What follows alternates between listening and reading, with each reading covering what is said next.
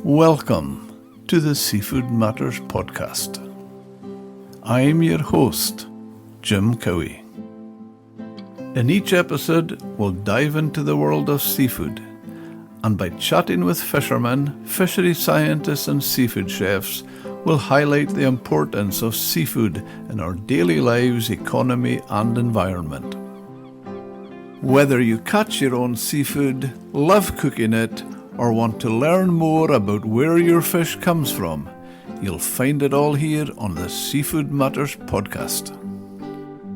Today we have the privilege of hosting Dr. Mark Dickey-Collas, the chair of the Advisory Committee of the International Council for the Exploration of the Sea, ICES, to discuss fisheries management and stock assessment. Shedding light on how quotas are calculated, Mark explains how seasonality is factored into the science of stock assessment. We also discuss how unreported and unregulated catches are accounted for in the realms of fisheries science. Join us as we journey through the geography of sea areas, delving into the factors that influence quota assessments for different species.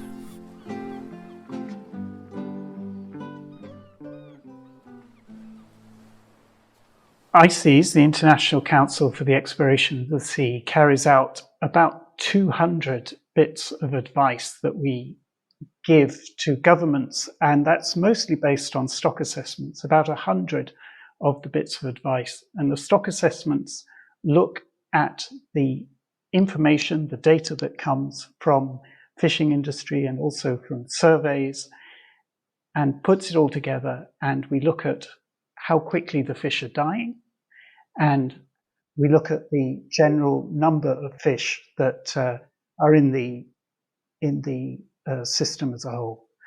The other 100 or so, we actually use what we call data-limited approaches, which aren't really stock assessments in terms of the old-fashioned type, but they're based on what trends can we detect from things like survey information alone, rather than using the catches as well. And how do you go about that? Are you get the vessels at sea, or are you on board fishing boats? Or? Personally, myself, I'm extremely land-based. My job is now to work and oversee the entire system, which produces the 240 pieces of annual advice that come through. But the network as a whole is over 3,000 scientists working with fishing industry and working with institutes to gather all the information, data, and the catch statistics and other relevant things such as plankton and TV surveys. Could you give us an example of some of those 250 pieces of annual advice? What on earth is that? What on earth is that is the classic ones are, for instance, once a year for Northern Shelf cod. We give the advice to Norway, UK and EU, which feeds into all their different policies. Another one might be for such as spur dog, which is a bit data limited, and that feeds into all of the organizations in the Northeast Atlantic because they're so widespread. Another piece of advice could be the bycatch of dolphins in the Bay of Biscay or the Baltic Sea by fishing industry and other organizations and other activities that are ongoing. So it's a real mix of stuff that comes through. But about 200 of the 240 focus very much on what we call the fishing opportunities advice. And you're talking about on a global perspective, or European? I'm talking North Atlantic, Northeast Atlantic. The ICES advisory area goes from the Baltic Sea to the Arctic to the Azores, and in the case of salmon, and eel, all the way over to the USA and Canadian coast, and certainly around Greenland as well. Yes, that's interesting, Mark. A thing that I often find fishermen, like I'll rephrase it. Fishermen tell me, but it confuses me, and I just wonder how they handle it in when they're logging it. But when you're saying there about the North Atlantic, they're like boats fishing at Rockall. Some species can, if they just say that, to me, let's say we're out on Rockall on a fishing boat. We've just hauled our net. We have multi-species in the net, and when it's coming to if there were, say for example, monkfish and cod and haddock in the same net, in the same fishing area at the same time, and yet they have to be recorded differently. One would maybe be west of Scotland and another would be Rockall. Yeah, that's based on our understanding of the biology of those organisms, where the fish are likely, how much they are going to migrate, and also how they interbreed. So, for instance, in the North Atlantic, all of the eel are one stock, and yet all of the salmon come from different rivers. And in the case of, for instance, hake and blue whiting, we're assuming there's one large biologically distinct stock across the whole area. And in the case of some of the flatfish, for instance, we're assuming there's a lot less movement and they're much more associated with specific areas. So you will catch them in your nets mixed together, but actually the life histories can be quite different of those organisms, and that's why they come out in advice by stocks. It is a weakness in our system, you're right in highlighting that, because actually what fisheries management is trying to do is manage fisheries. We don't manage fish stocks, and yet we give advice on the basis of fish stocks, and that is a real conundrum for us. It's that we need to move to a system where the fleets and the gears are managed rather than those stocks themselves. I'd like to ask you how scientists determine the territorial history of a lemon sole or a monkfish. Which part of the fish tells you where it's from? Well, we're assuming that it's in a place because it's caught somewhere where it should be. These things do change, like mackerel running off to Iceland and Greenland. But generally, we look at overall.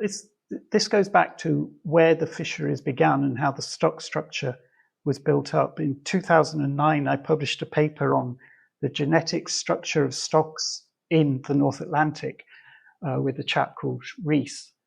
And from that, we showed that historically, the original stocks were based on the catch statistics. And then as the biology became better and better known, we managed to adapt those labels of stocks to those life histories. So we know a really good local fish is a dab. A dab hardly moves at all. And if you put a dab next to a plaice, they look quite similar, but plaice move a huge amount. Something a bit similar with whiting and cod. Cod move a huge amount. We from the biology, we assume that the whiting don't move as much as the cod. So those are the things that we're taking into account in those situations. And now, in the last 5 to 10 years, we have a large number of genetic studies going on. The pelagic industry have paid for a huge amount of work on horse mackerel. And there's ongoing work on the herring stock structure across from the Baltic all the way over to Iceland. So there's a lot of work going on to try and confirm or disprove these stock structures. Certainly at ICES for the last 15 years, with the United Kingdom and with the EU, we're pushing very hard that the advice needs to be what we call more mixed fisheries based. And that's because, as you well know, if you have a lot of haddock in the North Sea and you have a limitation caused by the cod, you're not going to give the right management advice based on only cod when you have a need to catch haddock as well. So what went wrong is we became focused quite heavily on assuming that the system is fixed And the system can be managed by only trying to manage each individual fish stock through some specific lever of fisheries management. And that can't work because almost all of our fisheries are mixed fisheries. And all of our fisheries have impacts on the ecosystem and benefits from the ecosystem. And there's no way in a single stock approach that we can really move forward. And certainly with climate change, that's going to get even trickier. I mean, the spread of hake, no one has that sort of on their radar 15, 20 years ago, did they? That you're going to have so much hake coming around Scotland. So all of those things are an assumption that everything in the system is fixed, and it's not. Regarding your comment there about climate change, the way you just said that, you've almost suggested climate change is something that's just started. There's always been climate change. Yeah, but these temperature increases are really quite radical that we're seeing now. I mean, we've just been through 2023 with this rampant heat wave across the North Atlantic. And we see it in the plankton, we see it in the fish. These are unprecedented changes. Don't get confused, though. I see a lot of people saying that the arrival of bluefin tuna is due to climate change. But bluefin tuna have been around the islands of the United Kingdom for centuries. And in fact, they come and go the whole time. So the heating of the water would help the tuna, but we've had periods in the 1950s and the 1930s when there were lots of bluefin tuna around. Do you agree? It's always been my thought, Mark, that when you say there about multi-species, I often think around Scotland particularly, but maybe we'll say the UK, must be one of the biggest multi-species fisheries in the world.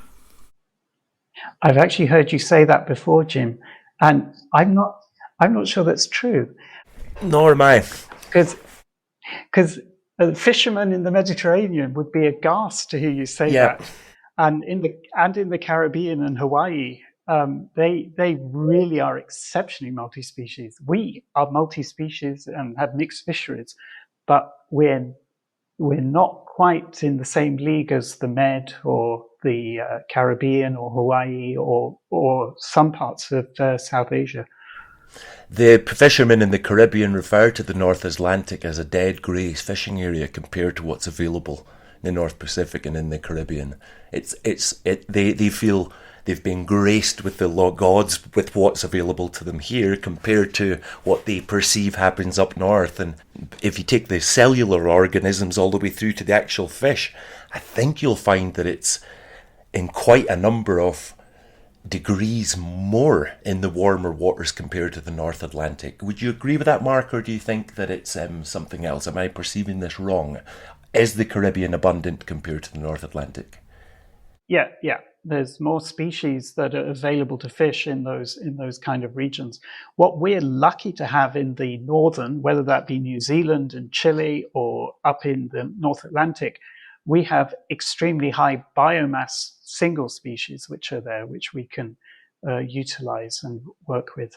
But that's not to deny that many of our bottom trawl fisheries and others are very mixed and do take a large range of species, which should be celebrated. I'm still not going away completely on my view, because I've been in the Mediterranean and countries like that, but maybe what I think more, you'll see local fishing close inshore, and there's getting very small fish for their bouillabaisse and sprats and buccaronis, all that type of thing. But to get so many mature species of different species, fully mature, I don't often see that many places. Well, in the Med, the challenge there is they're fishing too hard and not letting those fish get mature.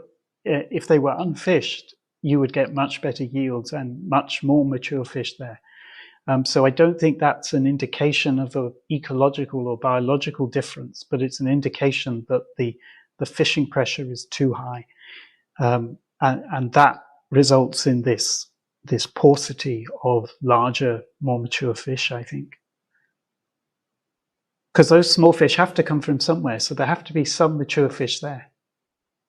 Mark, going on to the proposal for cod, your ICs are suggesting a 17% reduction, and I think it's in the North Sea. And the concern with a lot of fishermen is there was a 63% increase last year, 17% drop this year. They don't ever see that volatility, and the problem they felt last year was 63% sounds good, but it's going from such a low point as 63% of nothing is nothing type of thing, and now to it's what's your feelings on that? Well, the case of cod is quite a challenging one for fishers, for the scientists, and for the managers as well. We have shown scientifically that, in fact, the whole structure of how we were addressing cod around the British Isles was incorrect, in that there was no such thing as the North Sea cod stock, and there was no such thing as the West of Scotland stock. They're one stock that comes and goes, that moves in between. So we went through a multi-year, I think it's over a 4-year process, and that also involved a number of workshops with the fishing industry in 2022 and 2023, working with Mike Park and others to try and look at how the fishermen's information feeds into what was to become the brand new stock assessment for what we're calling Northern Shelf cod. Now, our problem is that we now have a brand new stock assessment, and that does result in volatility. And we also have a very fixed management system.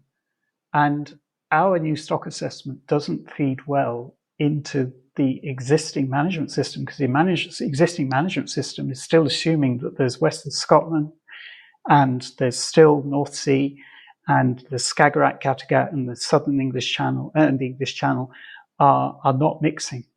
And that gets rather tricky for us all when we try and look for solutions.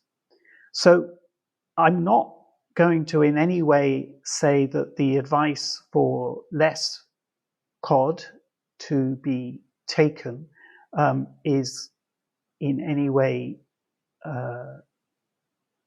wrong from our point of view. What we're struggling with is that the management system can't as yet find a solution to deal with the new way that the evidence is coming through.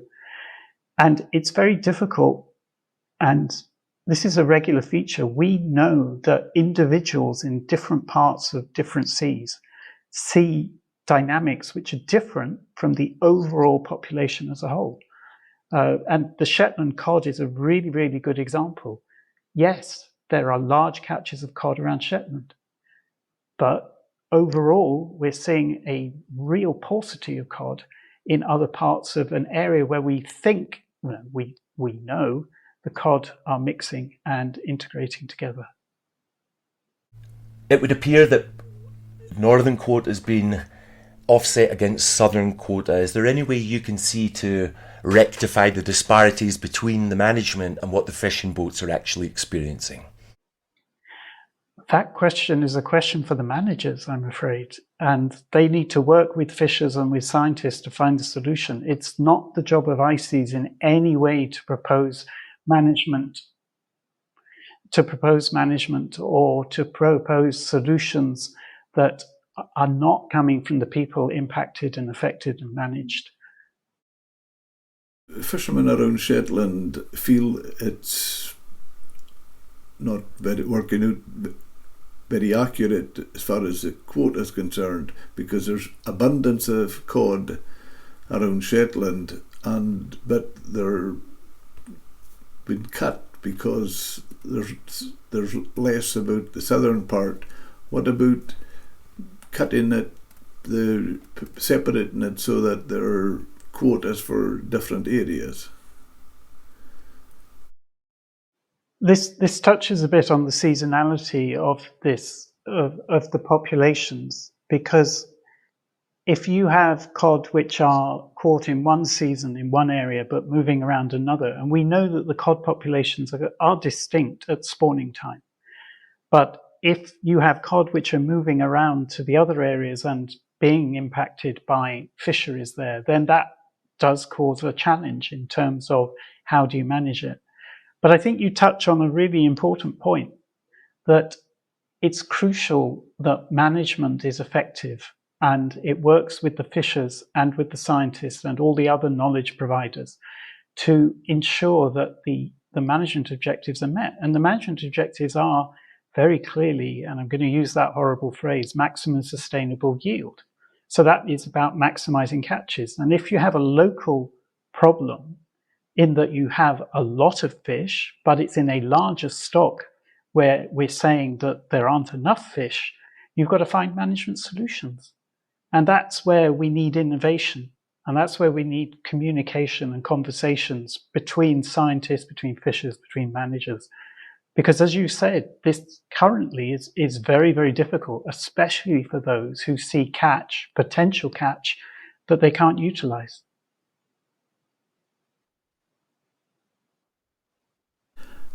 Let me give you a quote, Mark, from people that you mentioned earlier, Mike Park. So it obviously shows there's a breakdown between the managers and whatnot, and yourselves, NFA. The NFA, the Northern Fishing Alliance, as you know, it is concerning the Northern Fishing Alliance members that ICES has appeared to adopt the role of managers, which is clearly not their function. The role of ICES to provide advice rather than to determine management measures to reduce the risk to stocks. Do you know what? I think that statement I agree with. It's not our job to be managers. It's our job to provide the evidence.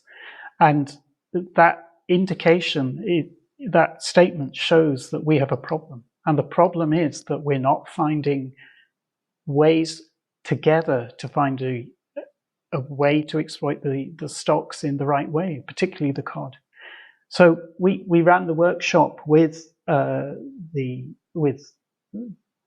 of, well, not all, but representatives of cod fishers in 2022 and 2023. We then took that information into our new stock assessment approach. And then, unfortunately, we found that it was very difficult to apply that information into the current system. And the current system is based on a framework that we have agreed with managers overall, whether that be the UK or Norway or the EU. And that's our framework. And we work very hard to try and adapt to this framework that we have published and all of the people that pay for our advice agree to. And yet we've ended up in a situation where there are some people rightly complaining that they cannot utilize catch they see because the stock is considered much broader than those local areas now. That was quite a waffly answer, but it is about having flexibility in management somehow to deal with the knowledge and also the expectations of the industry. Do you feel that with what connection you've had recently and gone on to the COD Symposium, do you feel that that's been a success? Well, certainly the goodwill and the conversation that led to what we call the Northern Shelf Cod benchmark process we view as a success because we found it extremely useful to take the information from the fishing industry and also to hear their experiences and bring that together with the quantitative science that we're doing as well. What isn't a success is the way in which our advice is then used in a system which is so constraining. And that's the real challenge, I think. And where do we go with it? How do we take that forward?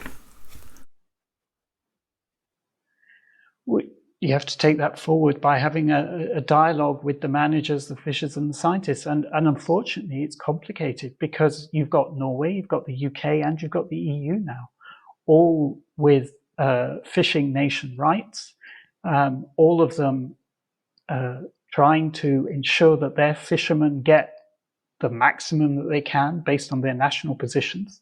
So they come in with a negotiation stance that we cannot in any way lose catch for our fishers. So it's already setting up a combative environment. But the only way to move forward is to say we need to address how to manage, considering that this is now considered a large stock. How do we manage it best in terms of the objectives, the international objectives of MSY and the precautionary approach? We recently spoke with Dr. Michael Kaiser from Heriot-Watt University, and we got into the complexities of you basing your findings on scientific data and then being asked to build in the anecdotal experiences of fishermen. He suggested that the development of visual technologies, cameras on every boat above the nets and the hold rooms might decrease that distance between anecdotal fishermen experience and scientific data. How do you foresee the application of technology help in this situation? I think technology will create more data. Yeah, that's perfectly fine. But what technology doesn't do is bring together the experiences of each individual fisher. If someone is in one place and sees and feels and remembers something in the past, that isn't picked up by technology. So improving the databases, improving the amount of data flowing into those helps all of us in terms of the quantitative science. But what that doesn't do is help deal with the values, with the experiences and the feelings of people. And sometimes we get the science wrong. I'm going to give you a couple of examples. A good one is mackerel in the Northeast Atlantic. ICES continued with a stock assessment approach a number of years ago, where the industry as a whole shouted, "You're wrong. You're not. We are seeing more fish than you claim." And we said, no, the numbers say this. And they shouted louder and louder. We ran a workshop in 2019, which charted a way forward to bring in more information and more of the understanding of the system as a whole. And we did change the mackerel stock assessment in response to that. And those kind of things can't be dealt with by technology alone. You've got to work with the fishers. Another really good one is blue whiting, where back in the 1990s, ICES said blue whiting is going to collapse. It can't cope with this level of catch. And yet, the catches kept coming and the stock didn't collapse. And in fact, it was years later we realized that there's this dynamic change with the ecosystem which impacts blue whiting. And so we were thinking that everything was stationary across the whole time series. But in fact, the productivity was changing over time. And once we listened to people who said there's still blue whiting out there, a lot of blue whiting, we realized that in fact our projections of what was going to happen was considering it was lowly in a low production state, and in fact it was in a high production state. So new technology helps, new data helps, but we need to find a way to bring together the quantitative scientific understanding from the likes of people like me and my organization, with the experiences and the stories and narratives, and I mean stories in a powerful way, not a diminutive way, to bring that together to ensure sustainable fisheries. You used the words feel, experience, and remember. Now, orthodox science doesn't really have categories for feelings, but you seem to be quite focused on building in the fisherman's feelings. The question is, how on earth do you start doing that? Where would you even start? I use those words on purpose, and I knew you would react. I think it's important that we understand that we manage fisheries, and fisheries are people. And those people, every person has something of value to add to the system. And ICES has taken, despite being labelled the way we are with our databases and our conservative methods and our obsession with quantitative mathematics, which is the underlying, that has helped us bring down fishing effort and increase catches around the North Atlantic hugely. But we can do better. And you asked about methods, and recently we've had 2 big workshops, one with Natalie Steins chairing and Beate Borgstad from Norway and the Netherlands. And this was on developing guidance for ensuring integrity of scientific information submitted to ICES. And they looked at how do we ensure that when we start broadening the sources of our information and data, that we ensure that it maintains integrity. And then the second workshop we had just a few months ago was run by Steve Mackinson from the Northern Pelagic, that's the wrong group, from the Pelagic Association in Scotland, and Niels Hinson, who works now for the PFA. And that was a workshop on accounting for fishers and other stakeholders' perceptions in the dynamics of fish stocks. And those 2 workshops together are part of our initial steps as ICES in trying to develop those methods. I think it's better that if you want to learn about some of the methods, perhaps you should speak to Steve or to Niels. But it's certainly important, and me as chair of the advisory committee, I have pushed really hard for this, particularly with the likes of some of the acts. And I know the UK now isn't part of the ACT system, but many of the acts, the advisory councils, are saying, look, we're seeing different things, or we're seeing the same things. I mean, famously, we had the North Sea survey that went on for quite a while, which began, I think, in the early 2000s and went through to, I think, about 2010. And there we found the signals from fishers were broadly the same as the signals in the data that the scientists were collecting. Wonderful. I need to ask you to do something editorially here. You guys have talked about 2 people now who we don't have any context for. I'd just like you to quickly answer these 2 questions, Mark, for my edit. First of all, could you tell me who Mike Park is, please? Mike Park is the head of the Scottish Whitefish Producers Organisation, based mostly in Scotland there. You mentioned Natalie Steins. Who's Natalie Steins? Natalie Steins is a senior researcher at the Dutch Fisheries Institute, which is now part of Wageningen Marine Research. And forgive me for saying it as Wageningen. You would say it as Wageningen. But I'm Dutch, and so I put the little twang in there. But she specializes in human dimension in fisheries, and is in fact just now has been elected the chair of the steering group on human dimension in ICES. I'm so glad I asked you that, because we're getting in touch with her for an episode. You really should. Oh, we She's will. Fantastic. Mark, I would like to ask your views on whether they're in tune with a lot of the fishermen here for, as a conservation measure, closed areas.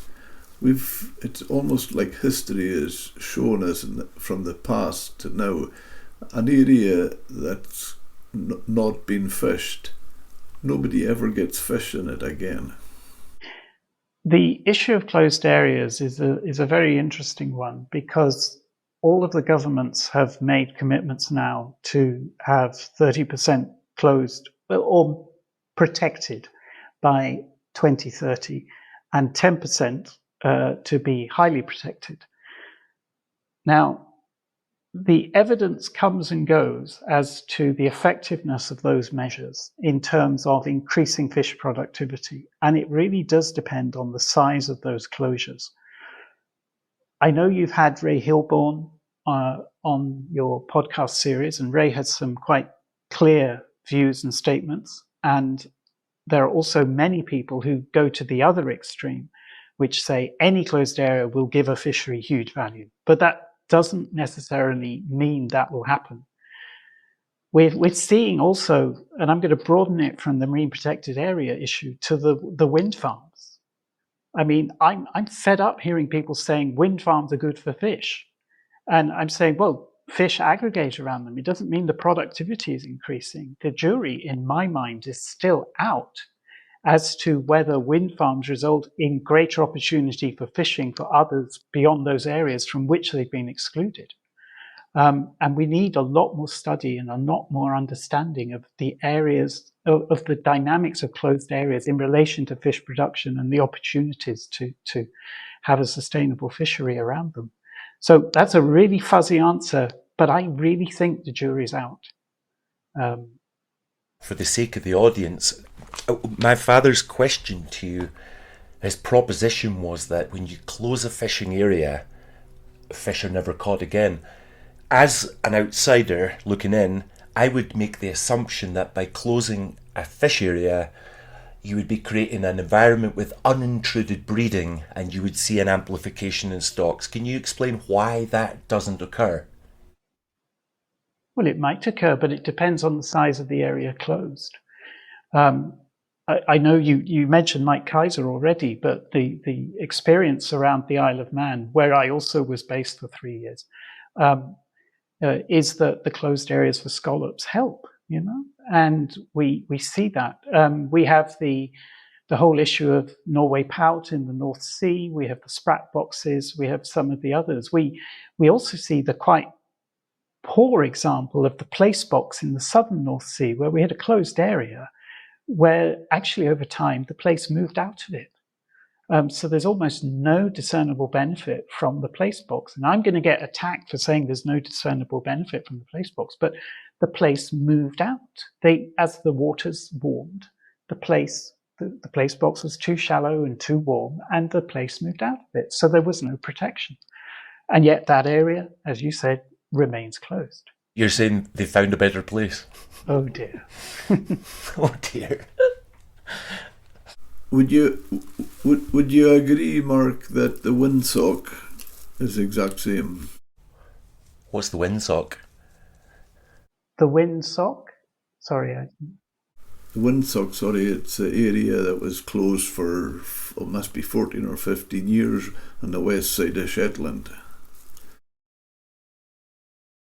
Oh, I don't know the details of that one, I'm afraid, Jim. So another example, which is less applicable in the UK at the moment, but is the EU, is the big furore about the vulnerable marine ecosystems, the VMEs, which have been introduced by the European Union. And lots of organizations are saying that the evidence base is iffy, but the knowledge of the impact of fishing on those vulnerable marine ecosystems is quite strong. So there's a degree of what is the purpose and what is the evidence base required to close an area, and that's a tricky one, very tricky. The area I was coming at with my question to you, it's just my past. Originally was born and brought up in a fishing village called Helmsdale. It's on the Murray Firth, which is the east coast of Scotland, and that relatively small firth or small sea area, if you went down one coast and up the other, Wick, Leibster, Helmsdale, and then go along the south coast, which is Burghead, Hopeman, Lossiemouth, Macduff, Banff, and right out to Fraserburgh. As a child and going up until the 70s, and that there would have been hundreds of boats fishing out of all that harbours every day. And now there's not one boat, and anybody that does go in and try it never gets a fish. I think there's an issue that we need to be aware of, that a lot of these closed areas need two things. You need really clear management objectives as to why they're closed, and sometimes that's lacking. And also you need if you have closed an area, you need to have some monitoring to understand what the impact and implications of that closure has been. And that again is a really weak area in terms of the evidence base coming through. And we have so many closed areas which are put in to apparently help, and yet there's no money spent, there's no understanding either on the ecology that's happened, that's changed after those areas are closed, or how it's impacted people. And what I would say to you, Jim, is you can't just close an area without realizing that you need to keep monitoring and understanding the repercussions of that closure. So I'm agreeing with you.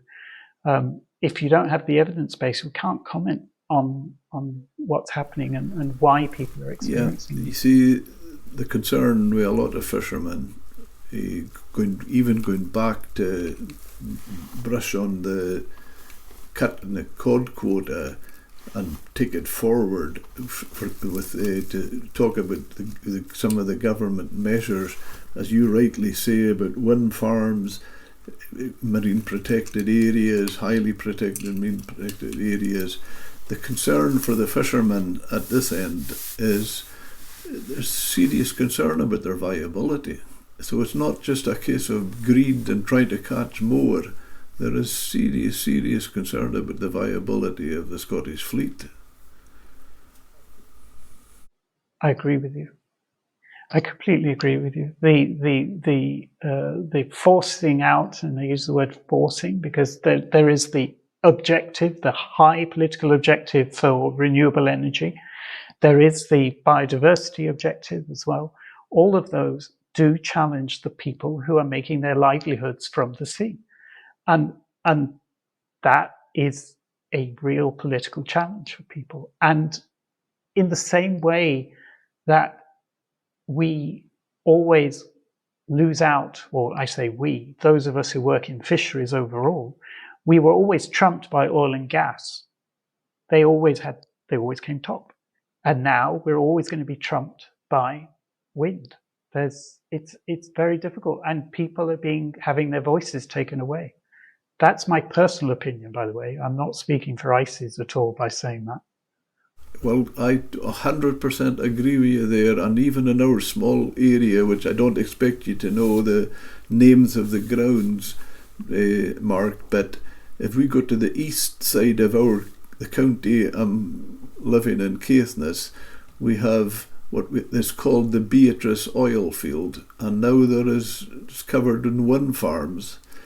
That in a fisherman's term in the past, that was the Smith Bank, one of the most prolific fishing areas in the east coast of Scotland. Now there's a proposed wind farms on the north of the county, north of Caithness.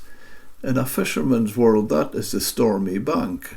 And so they're, for all the size of the sea is a way the fisherman looks at it, why come and put your wind farms right on our gardens, our fishing grounds? I'll give you another example, a bit bigger. Doggerbank, very prolific fishing ground, is about to be covered, or in the process of becoming a wind farm. Yeah. Do you feel that this situation is because of the 4-year electoral system, where people are making investments based on their 4-year stint, not on the next 50 years of what's best for fisheries and wind farms? Is it restricted by that political system? I'm speaking now not as a stock assessor. I'm speaking as someone who's observing the fisheries system, and the annual round of negotiations is actually the biggest driver in terms of fisheries. And that takes all the attention. And it's almost impossible to get the attention of a fisheries manager in Northern Europe between September to December. They're gone. You've lost them. So you can't have any conversation with them because they're busy doing the annual rounds of fisheries negotiations. So, of course, there's no voice for them for some of the year. They are away at their own tables, busy negotiating quotas. So I'm not sure if it's the electoral system or what, but somehow the voice of the people impacted by decisions of how to manage the sea and manage the space of the sea is not coming through if you prioritize their livelihoods and their communities and their culture. If, however, if you want to prioritize renewable energy and wind, then you're not going to listen to their voice anyway. That's a very valid point. Can I go forward, Mark, and another real concern for fishermen, genuine concern for Scottish fishermen just now, which I'm sure you'll be probably aware of, is the amount of unrecorded, unregulated and monitored fish that has been caught by, let's say, non-UK boats. And there's no monitoring when they're landing, they're not boarded at sea, they're completely out of control. And fishermen, Scottish fishermen, under the tight rain and looking at losing cod again next year, this is all happening around their fishing grounds, and we're seeing it with our own eyes as they're landing in our markets. And the other part of as well as the annoyance for our fishermen is what kind of impact is that going to have on your figures if you're not getting them, the figures? Well, I can't. I'm going to disappoint you. I can't really comment on that because we don't have evidence of that coming through, and the observers that we have monitor catches from, and the only boats that are allowed to fish in the waters are the boats that have traditionally done so. For instance, with the non-European boats are certainly not allowed to be brought in to European waters and UK waters unless there's further agreement with coastal states. So I can't really comment further on that. I do think we have to be very careful, though, and I'm going to point a finger here. It's very easy to say other people are doing it, but we don't have to have long-term memories to remember the mackerel situation through the 1990s and 2000s, when we had extra pipes and new keys brought in for secret shipping of mackerel from Scottish boats. And I know those Scottish fishermen who were doing it, and they hold their hands up and say, yes, we did. And some of them were prosecuted. We know that. So we have to be very careful when pointing fingers, because it's not always the other side. All of us have some degree of challenge, but I can't comment on current behaviour because we don't have evidence for that, sorry. Accepting that historically Scottish fishermen were up to all sorts of nonsense, but also accepting that there are a lot of Portuguese, French and Spanish boats landing in Shetland in the north of Scotland unmonitored. You would never see these figures coming through. There's no track record or logbook for illegal landings. And this is what I think Jim was getting at. Oceana reported 4 months ago that they expect the figure to be as high as 40%. Even if that figure's doubled, they're suspecting 40% of the fish stocks in the North Atlantic are being caught and landed illegally. Is there a number that you put into your calculations to account for it, or does it not even come into your reckoning? Our estimates, and I can't comment on the specifics, I can't comment on who is landing what, where in Shetland or off Donegal or wherever, or Newlyn. But the issue is that where we have evidence of differences between the official catch and the actual catch, then we do our best to incorporate those bits of information into it.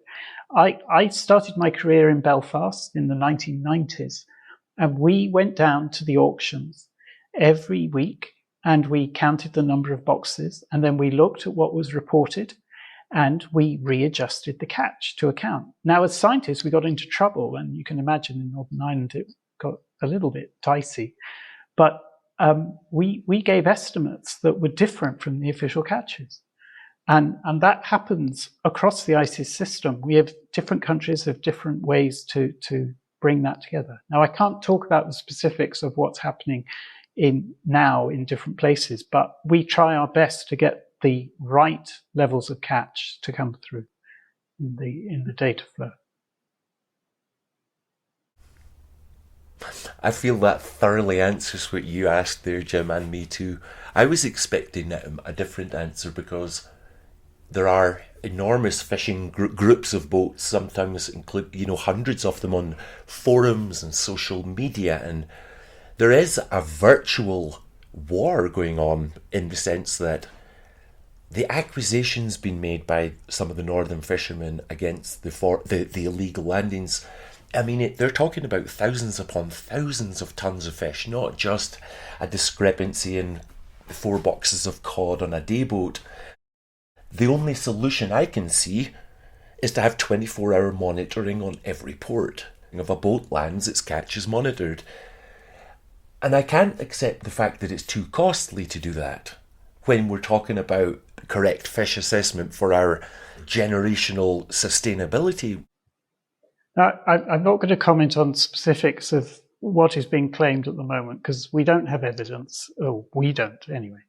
But what I would say is just in the last month, the European Union has passed new legislation in terms of the control and enforcement and the greater use of BMS for small boats as well, for electronic monitoring on big boats, and all of that coming through.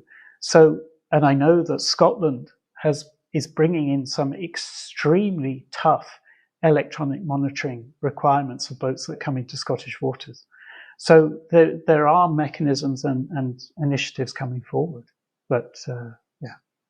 We actually asked the question incorrectly because we should have asked you what solutions are in the offing to address that problem rather than what the problem is. So this is really encouraging that the Scottish Government, who do come under quite a lot of flack from the fishing industry, are actually making steps towards monitoring all landings or getting as close to that as they can. For all boats landing in Scottish waters, would that include foreign landings?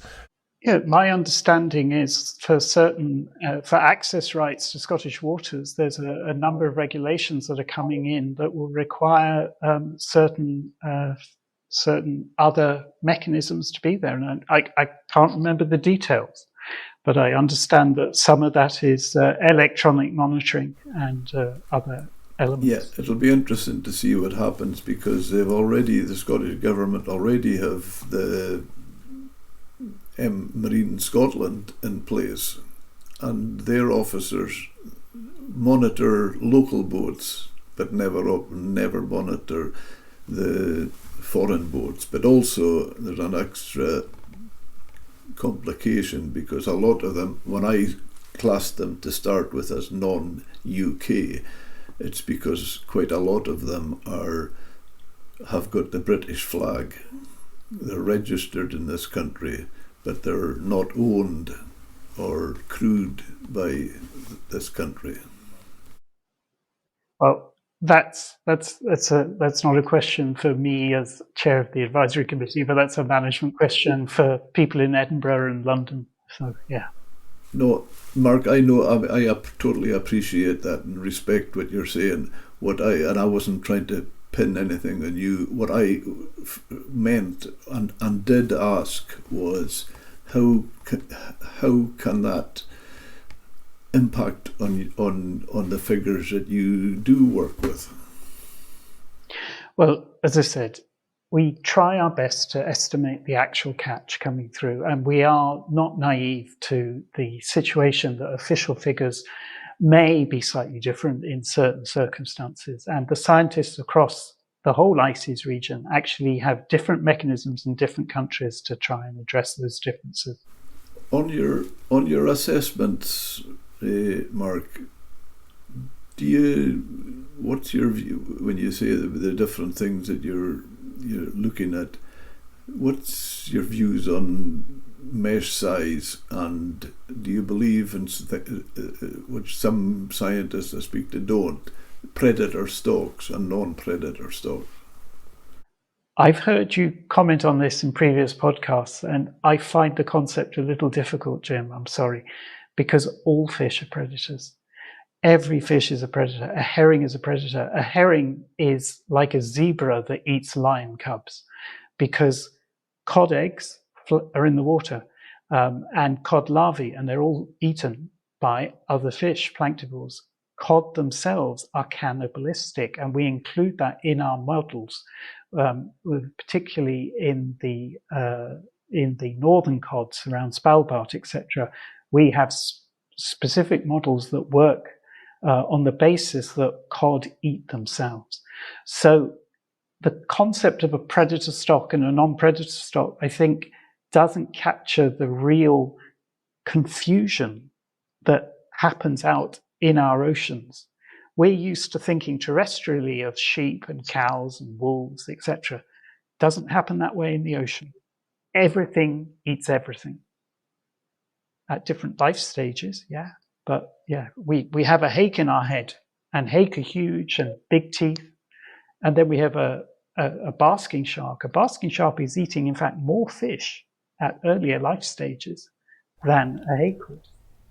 This is fascinating, Mark, because we have heard this proposition of a predatorial hierarchy, but I've always suspected that we're projecting terrestrial values into the ocean, because the way I've been brought up is there are two apex predators, the orca and the great white shark, whereby nothing lives on the great white shark and nothing lives on the orca, but they do kill each other. I find that a great refreshing answer, because the next person we have on that talks about this predatorial hierarchy, we get to pop that to them. I think that's great as an answer. What's your thoughts there, Jim, that there is no predatorial hierarchy? I respect, and that's why I asked the question, and I've had, obviously everybody has different views, and I think it's in a previous podcast I remember asking Jon Christensen and from Iceland, and he was doing some surveys in the North Sea, and it was mentioned to him about whiting, but he gutted some whiting, and not one of whiting that they gutted had any immature fish in its gut. I have, at the beginning of my career in the Irish Sea, worked on fish surveys, specialising a lot in stomach sampling. We would find whiting with juvenile whiting inside them. And in fact, we would often find a whiting with a whiting with a whiting inside them. So that's very clear. And cod, just the same. And the only one which was always different was, of course, haddock, because they specialise in a very different food type, if we're talking about those gadoids. Have you found any bizarre artifacts or items inside? I haven't, I'm afraid. I've just found rubbish and fish. There's a fisherman in Wick, I think it's a boy Andrew, he was on board, and they gutted a cod, fully mature cod, and there was an empty Coke can in the stomach. Was there really now? Was it Diet Coke or was it just regular Coke? He wasn't a discerning cod. Okay. It's an important question. Indeed.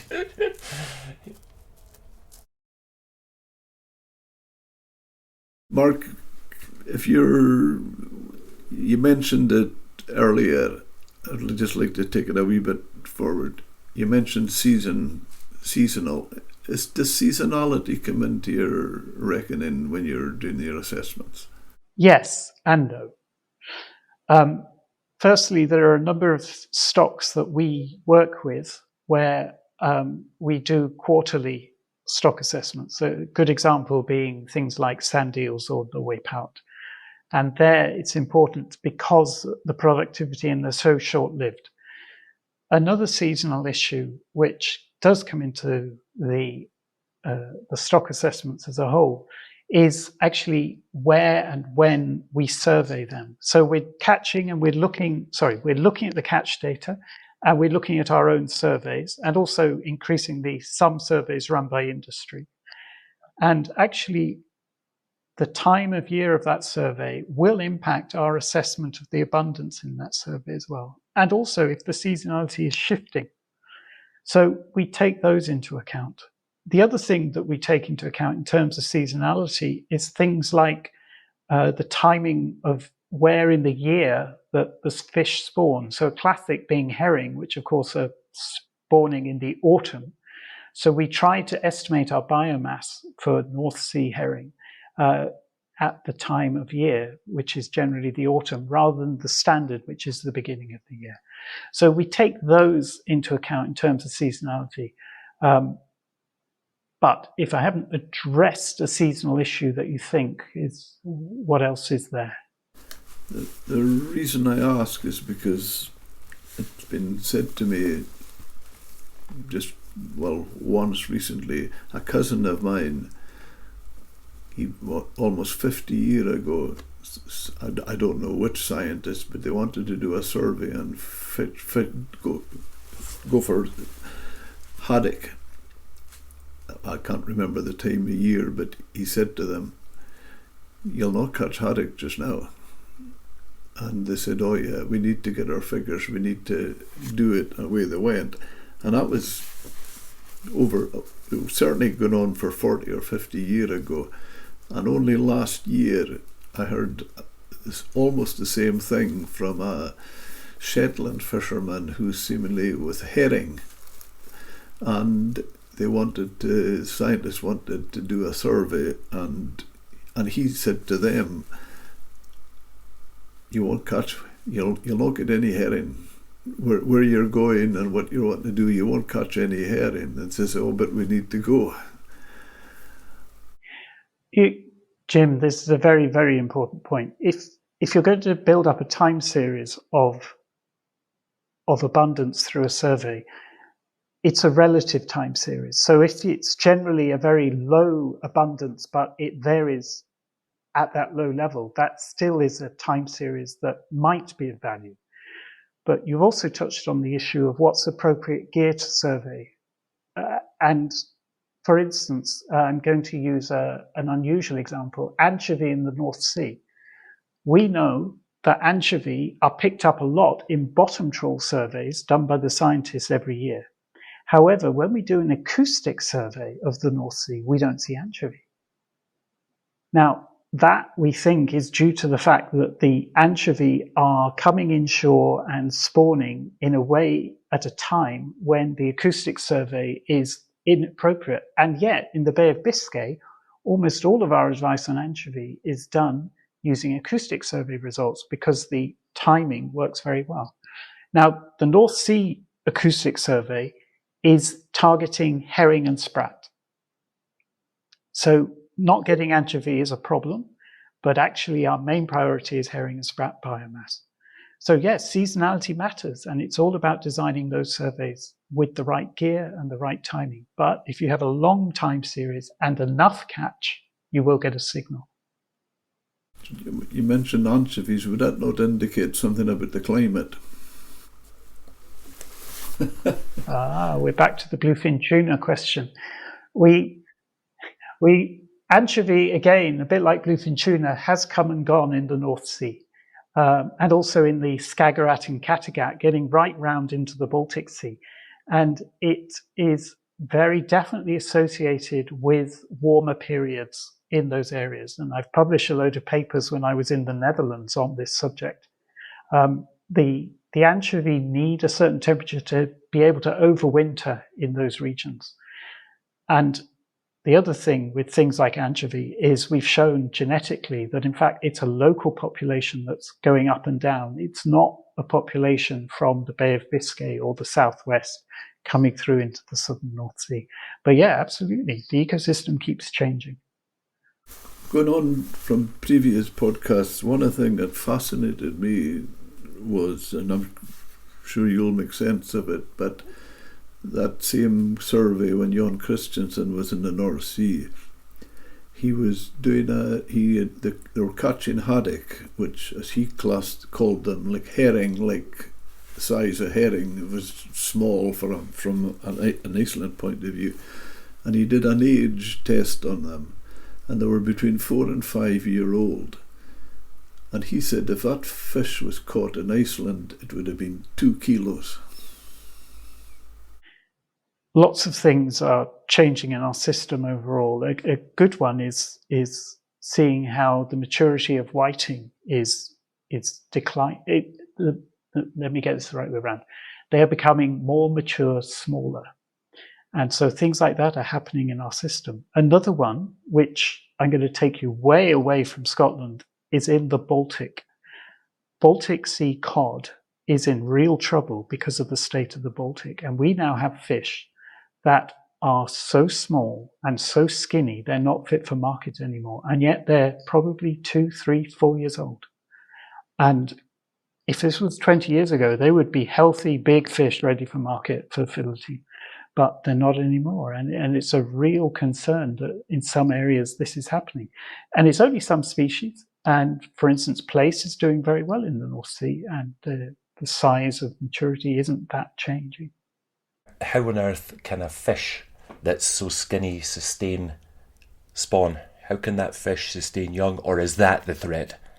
That actually is one of the challenges. We do see that they are mature. These cod are also maturing younger and also giving off eggs, and there are new year classes coming in. But your question is, are they healthy year classes? Is this a self-perpetuating thing?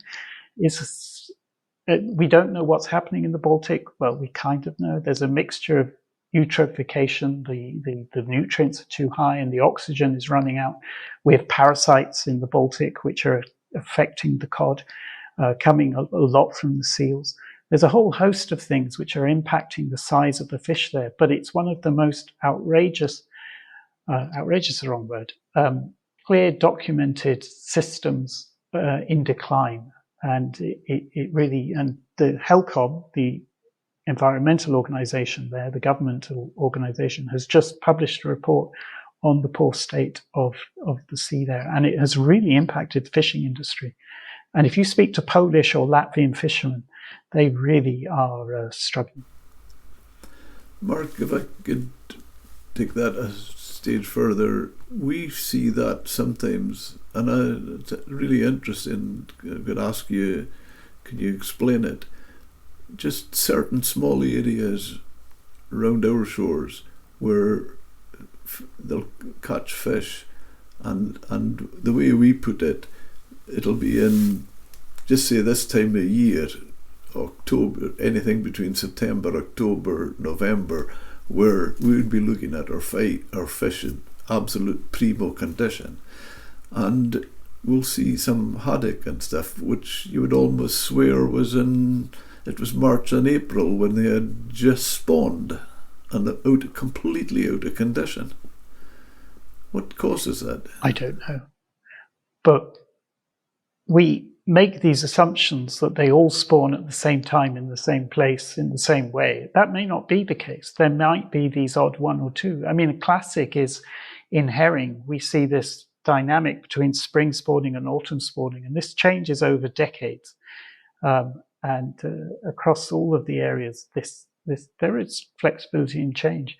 But why a particular fish is in a bad state could be the environment, could be parasites, could be port feeding. There's a host of things. Well, I'd just like to, on behalf of the Seafood Matters podcast, I would just like to say a massive thank you, Mark. I really genuinely enjoyed speaking with you. And thank you, Jim. It's been very great talking to you all. So. And very similar, funny enough, to what I felt with Michael Kaiser in the previous podcast, was the resounding message I'm getting ringing in my ears is that the importance I'm known for my waffles. The industry and scientists speaking together, and we're getting that message coming through from all sides. Thank you very much. Yeah, it's crucial.